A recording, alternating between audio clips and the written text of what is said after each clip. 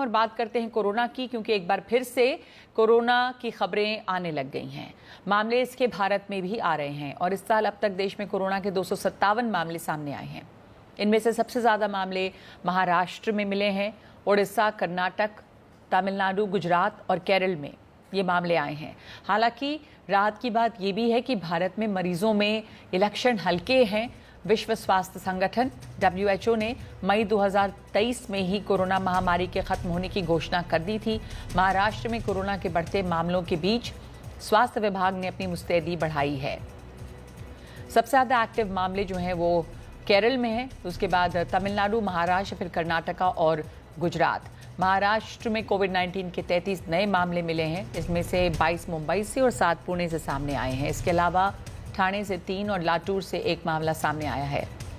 अब तक जनवरी से अब तक कुल मामलों की संख्या 165 है, जिनमें से 61 लोग ठीक हो चुके हैं, रिकवर हो चुके हैं। हमारे साथ जुड़ गई हैं मेरी सहयोगी पूजा भारद्वाज। पूजा, आपकी रिपोर्ट हमने देखी, लगातार आप बातचीत कर रही हैं डॉक्टर्स से और आप नज़र बनाए हुई हैं महाराष्ट्र में क्या हो रहा है इस वक्त। हमने ये बार बार बताया है कि बहुत ज़्यादा घबराने की ज़रूरत नहीं है, पैनिक की ज़रूरत नहीं है, क्योंकि जो लक्षण हैं वो शायद बहुत गंभीर नहीं हैं और आम फ्लू की तरह हैं। पर क्या बता रहे हैं डॉक्टर्स इस वक्त, क्या रोकथाम के लिए कहा जा रहा है, प्रिकॉशंस किस तरह के लिए जा रहे हैं?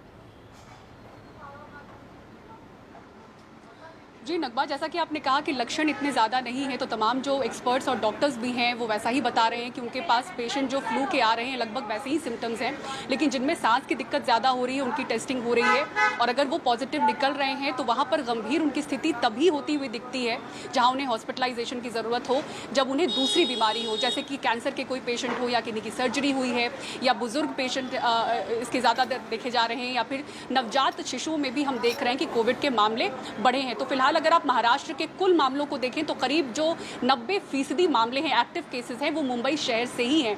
अक्सर हम देखते थे कि ये जो लोड है वो पुणे पर भी अच्छा खासा होता था। इस बार पुणे में उतने मामले नहीं हैं, हालांकि महाराष्ट्र में जहां जहां से रिपोर्ट हो रहे हैं वो मुंबई, पुणे, लातूर, ठाणे जैसे ही इलाके हैं, लेकिन 90% मामले मुंबई से हैं। तो मुंबई ने आपने देखा कि किस तरह से एक मॉडल सेट किया था पहली लहर के दौरान, मेकशिफ्ट हॉस्पिटल्स हों, आइसोलेशन सेंटर्स हों। तो मुंबई में अभी भी तमाम अस्पतालों में वो आइसोलेशन वार्ड हैं, तो अपने आप में तमाम अस्पताल तैयारी उस लिहाज से बिल्कुल कर चुके हैं। लेकिन मरीजों की अगर आप संख्या पूछें तो बहुत ही माइल्ड सिम्टम्स के मरीज हैं जिन्हें हॉस्पिटलाइजेशन की जरूरत नहीं पड़ रही है। लेकिन जो कोमॉर्बिड पेशेंट हैं, जो कोमॉर्बिड लोग हैं और जो पहले से बीमार लोग हैं, उन पर जरूर प्रभाव दिख रहा है। जैसे कि आपने देखा 2 मौतें जो हुई हैं वो एक कैंसर पेशेंट की हुई हैं और एक जिसमें किडनी को लेकर समस्या थी, 14 साल की बच्ची। तो इस तरह के पेशेंट यहाँ पे जरूर दिख रहे हैं। हालांकि सचेत रहने के लिए जरूर अपील भी की जा रही है। बैठक भी महाराष्ट्र सरकार की हो चुकी है तैयारियों को लेकर कि किस तरह से जो बेड्स हैं वो अवेलेबल होने चाहिए, तो उसकी कोई कमी नहीं है। आइसोलेशन वार्ड हर लगभग अस्पताल में तैयार है। नगमा, तो पूरी तैयारी कर रही है यहाँ पर सरकार और लक्षण भी बहुत गंभीर नहीं है, तो एहतियात बरतें लेकिन घबराएं नहीं। हमारे साथ